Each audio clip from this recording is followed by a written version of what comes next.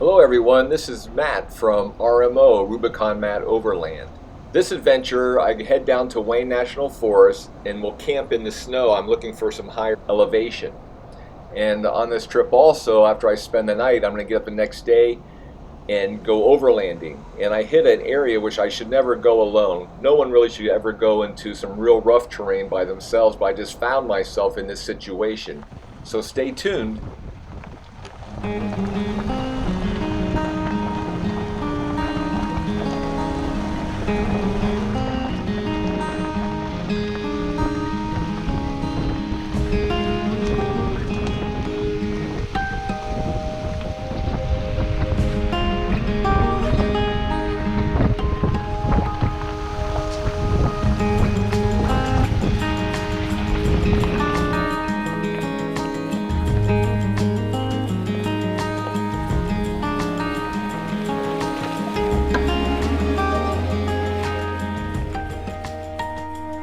Hey guys, this is RMO, Rubicon Matt Overland.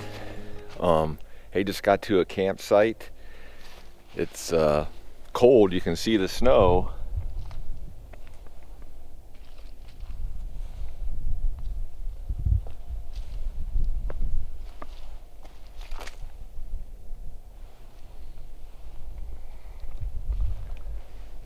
So what I plan on doing tonight is setting up my tent here. And this road you see is like the dead end. I mean, it comes up here, it dead ends over there, but you got to drive back 2 miles. You got to drive back 2 miles just to get here off the main road. So it's just a gravel road that goes to nowhere, to a trailhead. And as of right now, there's one truck parked way like over there. You might be able to see. Probably is hunting. I don't see any camping equipment, so I think I'm gonna pick this spot. Might look familiar. I was here maybe like 2 videos ago, but it was still a lot of leaves and warm. I think I was in short sleeves, so this will be interesting. But I wanted to give a shot to have my first cold winter camping for the season, and I'll let you know how I set things up and how I plan on staying warm tonight, and we'll take it from there. So it's getting pretty dark already, so I'm going to get things set up and I'll be back with you shortly.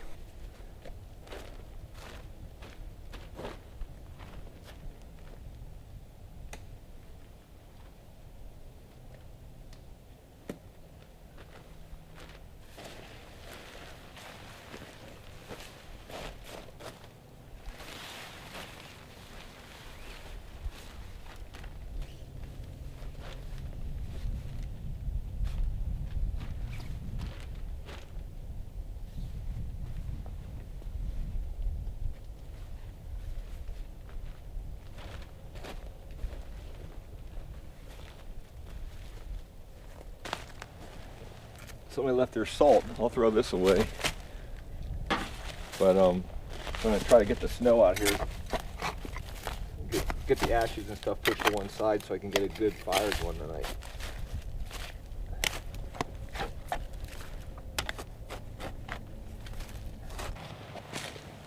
I'm going to make my feathers. That's got his four-wheeler out, kind of finishing up the night. That's the noise you hear.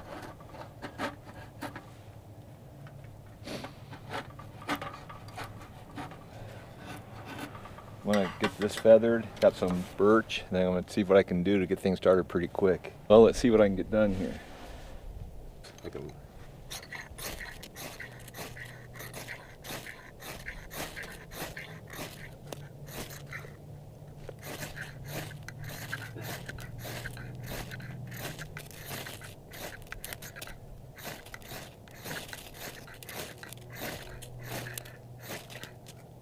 Come on.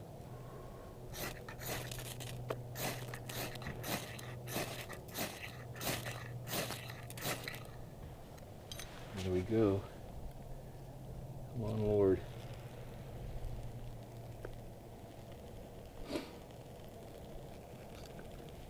Yeah.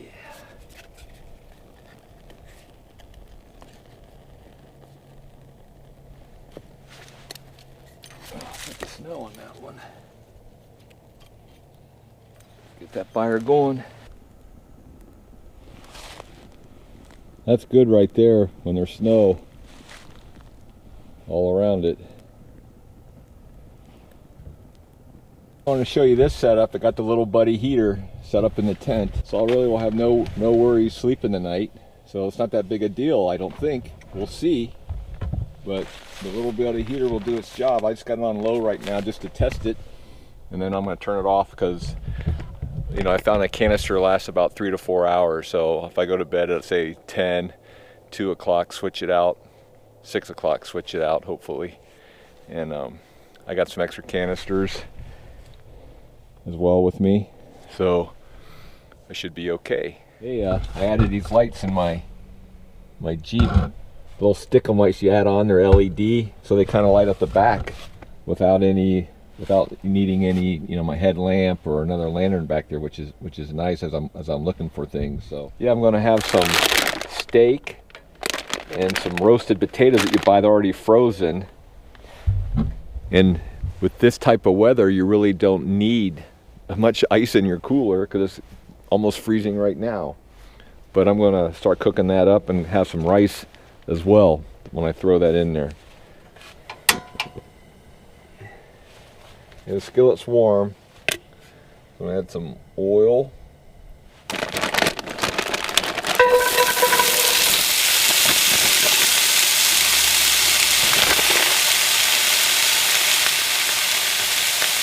Well, that sounds good right off the bat. Man, it smells good too. It's potatoes,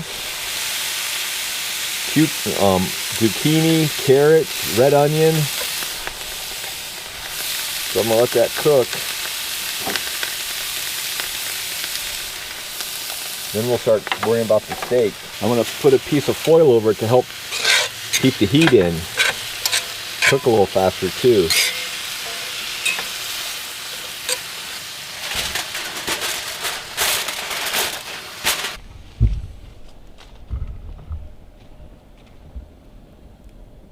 Getting the fire cranked up so that I can come over here and get warm when I eat dinner.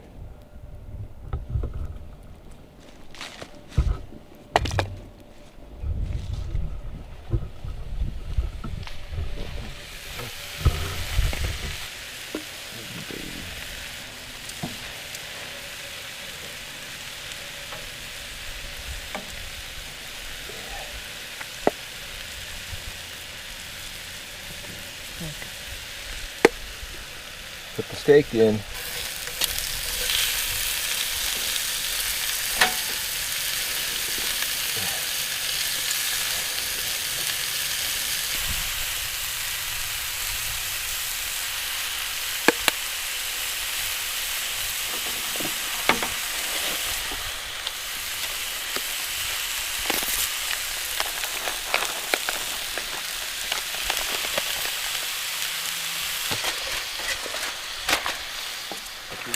Check it out here. Clean the steak.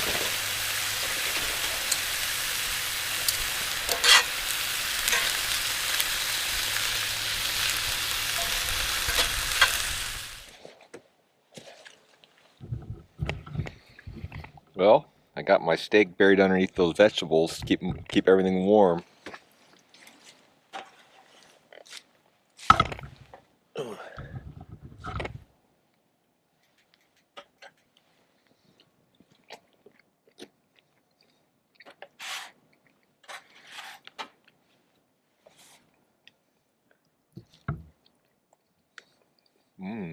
That's good. Warm my core up.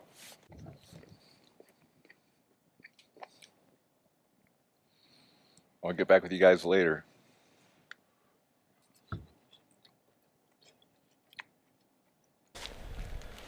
Well, what do you do when it's freezing outside and you got dirty pots and pans? You still gotta wash them. So I got my Helio Nemo hooked up, and I'm gonna put in some of the soap. I have suspicion all this stuff will close to freezing in the morning. My olive oil and stuff like that, which I won't need to use tomorrow. Actually, this water feels warm because it just came from my house. right? I loaded it up, kind of filled it with warm water instead of cold, which is a great idea. Well, it's about 6 p.m. Here's what the temperature is. It's 36 Fahrenheit right now. Now this is the kind of fire you need. I ate my dinner, which you saw partly, and cleaned everything up. Got myself a hot cup of tea. Don't want to have decaf tea. I don't want to be up all night, so I'm going to drink some decaf and just sit here by the fire and get warm. Think about adding another layer on in my legs area, and I'm kind of interested to see how warm the tent will be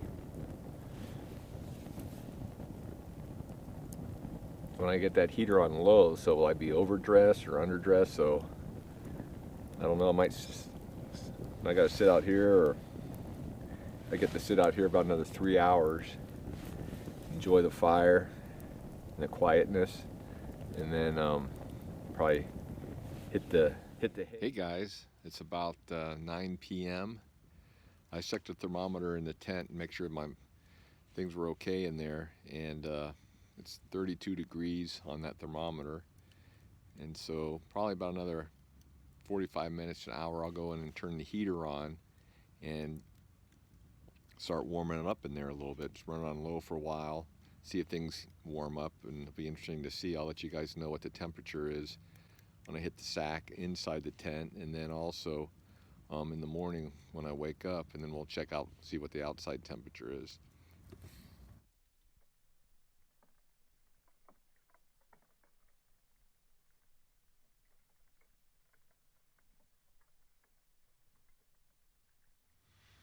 Hey guys, it's about 10:30. Just came in the tent, set it on high for a little bit to warm it up in here, and it's pretty warm in here. I'm going to take a lot of layers off, and I think I should have a good night. So it's about 10:30, and we'll see what the temperature is. It was 32 when I looked at this, and now it's up to 40. The thermometer's up to 40. I don't know if you can see that, but you can. But it's up to 40 now, so that's good. So we'll see you guys in the morning.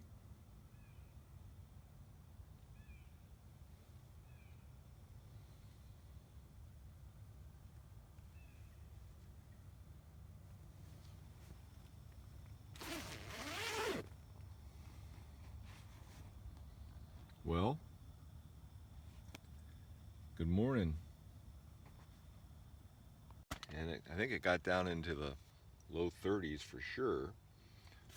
But in here, right now, I'll show you the temperature gauge. Right now, with the Big Buddy heater, or Little Buddy heater, whatever it's called, worked fantastically. It kept it at 40 degrees, and I turned it on high. I got up about 7 at 7:15 now, and turned on high, and heated up in here really well. So let's check the temperature. Yeah, if you can read that, it's almost close to 50. I think it's like 48 right now. And the thing is, I keep my vents open.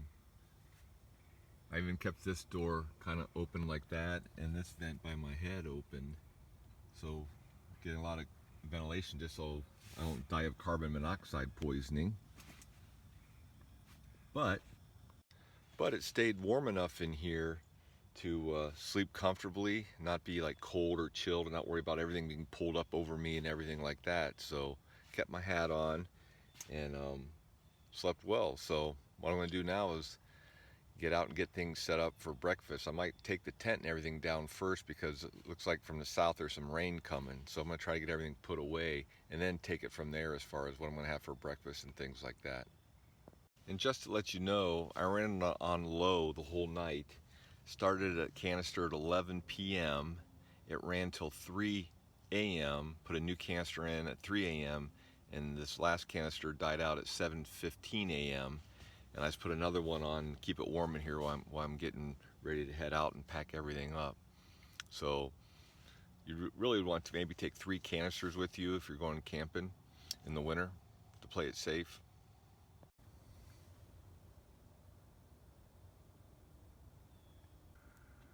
Well, I got a fire started.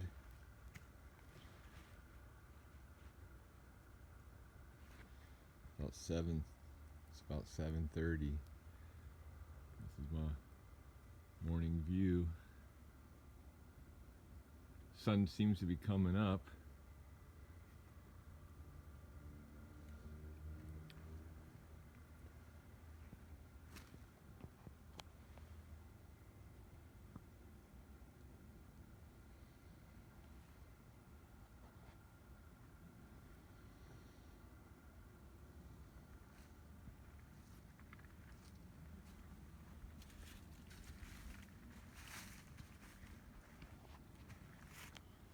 I'm gonna start getting things packed up and then get some breakfast going, but I'm gonna get that tent packed up since the rain might hit.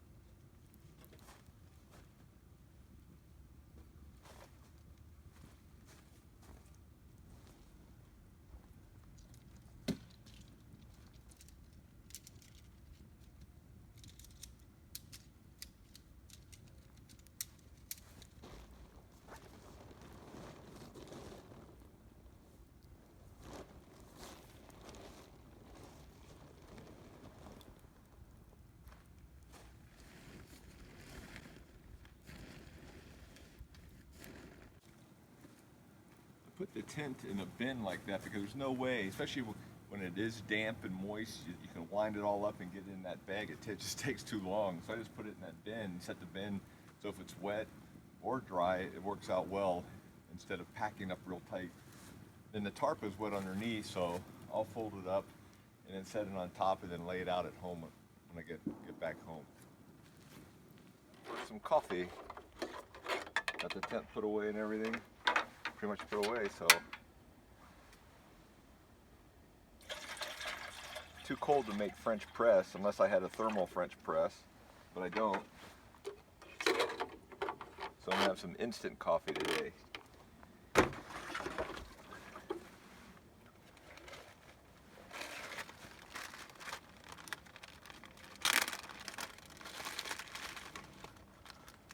try this Folgers Knorr Gold Plus. Give that a shot. Hey, I just had my coffee and now it's time to have a little encouragement, and then I'm gonna cook some breakfast and then we're gonna go overlanding. So stay tuned for all that. This is just the morning. I've been sitting out here enjoying the quietness and the fire and drinking my coffee. Got everything put away, so if it rains, I'm all set.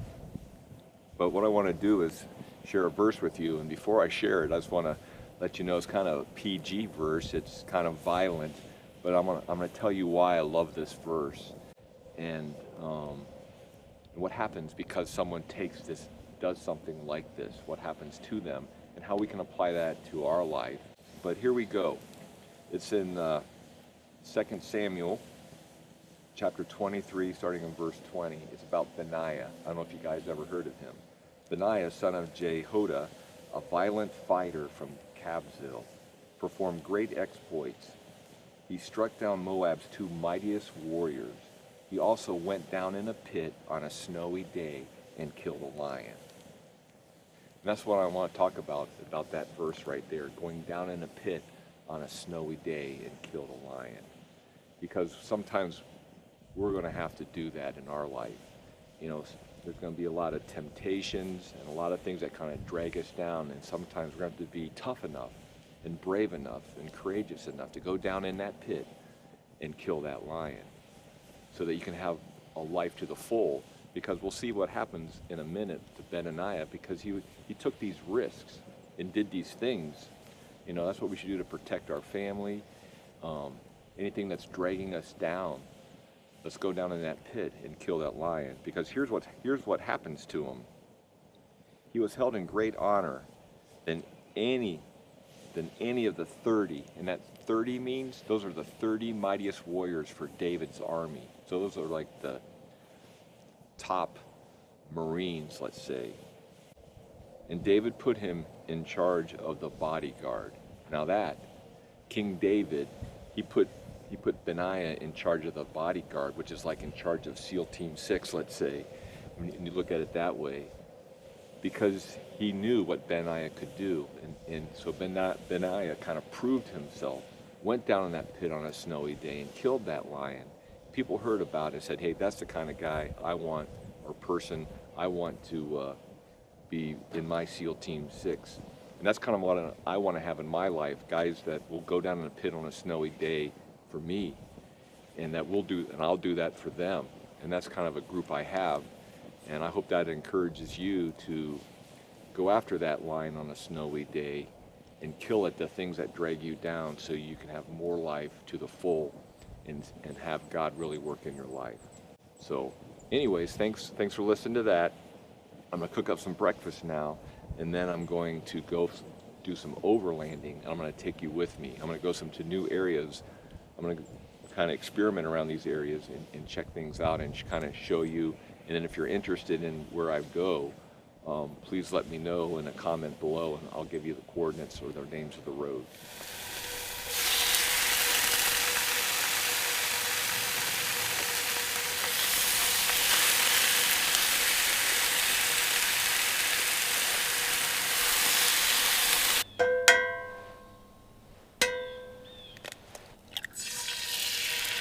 It's getting pretty good. Bacon back in to keep it warm. Let's see. Oh yeah, non-stick. Here's my breakfast. I learned just to lay the eggs right on top of each other so it keeps them all warm.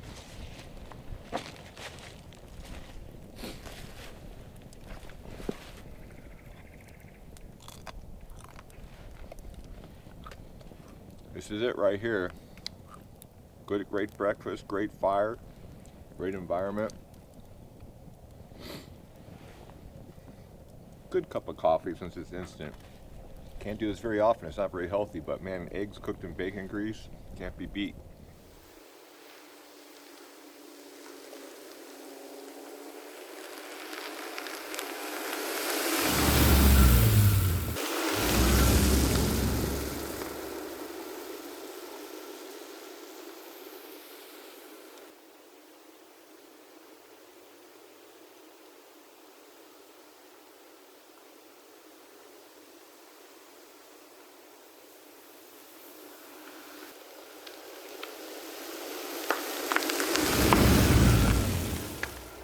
Bridge covered in snow.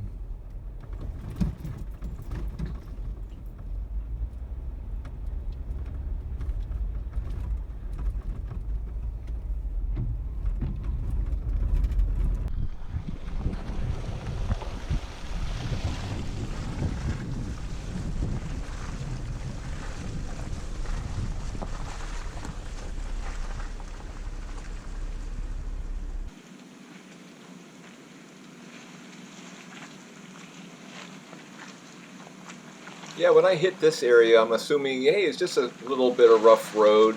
But as I continue down this road, I find myself where I can't turn around and I have to keep going because there's a steep ledge on the left and just a deep V on the right. Here I got out to take a look at that tree that's down number 1 and just see what was up ahead. It just seemed like, okay, I'm just going to continue on, no big deal. I can fit underneath this tree and keep going, so that's what I do. Here we go. It's a lot steeper than you look.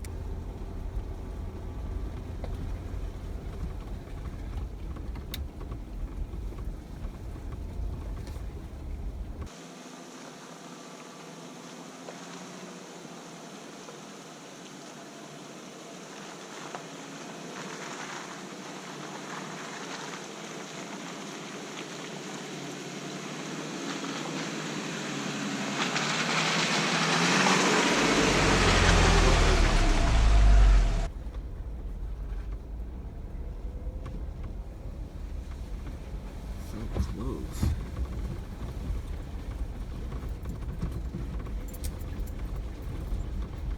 So close to where I want to pop out that I don't want to go all the way back.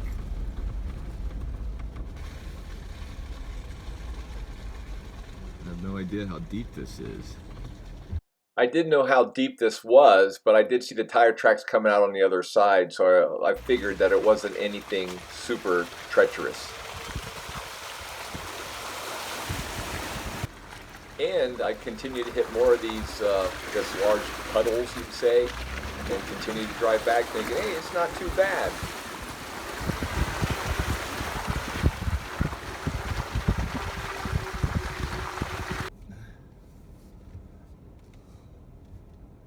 At 15 degrees.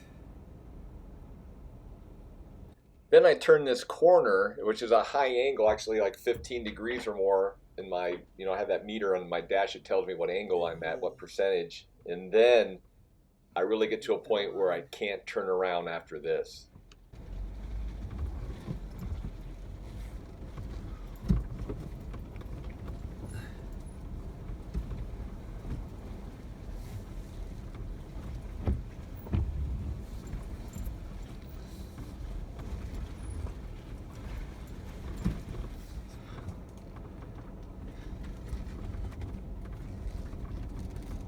Okay, I have to straddle this V.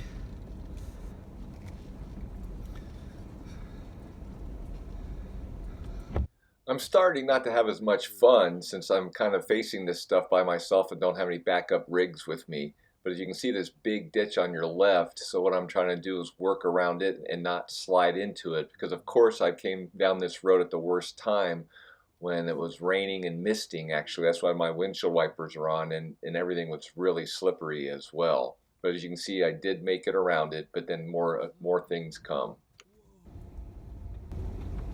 I think I'm gonna go way up here.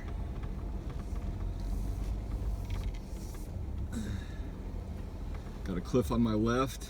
I think I'm gonna get out here and look around, see what I should do next. During this time, I stopped the Jeep several times and just took a look, trying to find my track and which way I should go the best way. You can see kind of how steep it is. And even though it looks like there's this road on the left, it's really not. It either slid off toward the cliff side or it went down into a deep V. And you really can't see the three-dimensional like what reality was telling me when I was over there looking at things. So you can see how steep it is too, and it's a downward steep hill with treachery on the right and on the left. So I had to figure out how to get through it since I was by myself, no cell connection, and I have a pretty expensive daily driver vehicle I'm using too. So I just took my time. This section I found myself in, there was really a deep V on the right, but I had to go through it. You can see it kind of straight ahead because it just cuts right through the road. I even put my tread pros down, traction pads down, just to try to help me along the way since I was by myself. I just did everything I could to make sure I didn't create any damage or tip or anything like that. Sometimes I got out a couple times just to make sure. Like if I kept going straight on the left side, the right side drops off so much, and my Jeep was too wide that I couldn't hug the left. And there's a steep drop off to the right, just right of where the dirt kind of turns darker brown. So I had to go down into that divot, let's say, and come back up to get by. You can see it's pretty deep. You step down, it's about up to my knees. That shift I'm gonna have to take and lean my Jeep. So I just worked through it and took my time.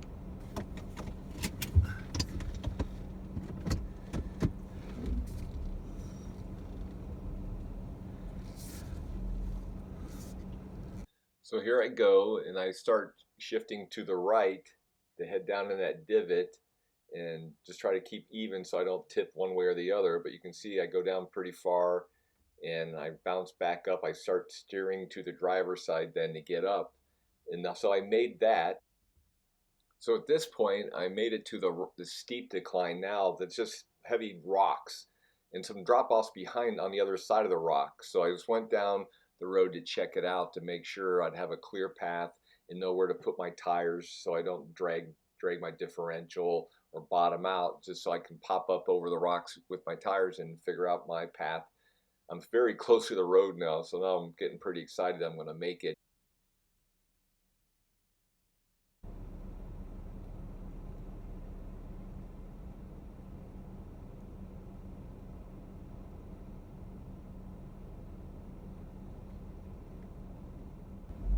So I back up my Jeep and I find my line and just start heading down. I had it in 4 low and I had my rear locker on. I didn't have my sway bar disconnected because I hadn't put my brake extension lines on since I had my lift kit. So that would have made things a lot easier. So actually right now I'm scheduled to get those brake line extensions put on. Another feature I liked, I had it in 4 low, like I said, but then I also had that downhill assist button pressed. So really, I took my foot off the brake and it just kind of rolled at this speed without me doing anything with the acceleration or the braking. I didn't really realize how great that feature was, but it worked perfectly for this. You can see how steep this is.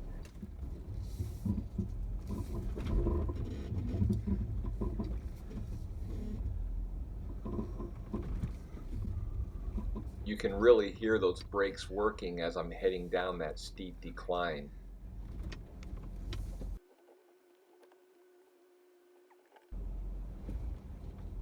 Well, I finally see the road and I finally have one last dip to get over, but I make it easily. Man, I was excited to be done since I was by myself. You guys may think that was a joke, but it wasn't, people. You can see that rock thing goes straight up. It's a straight hill, very rocky.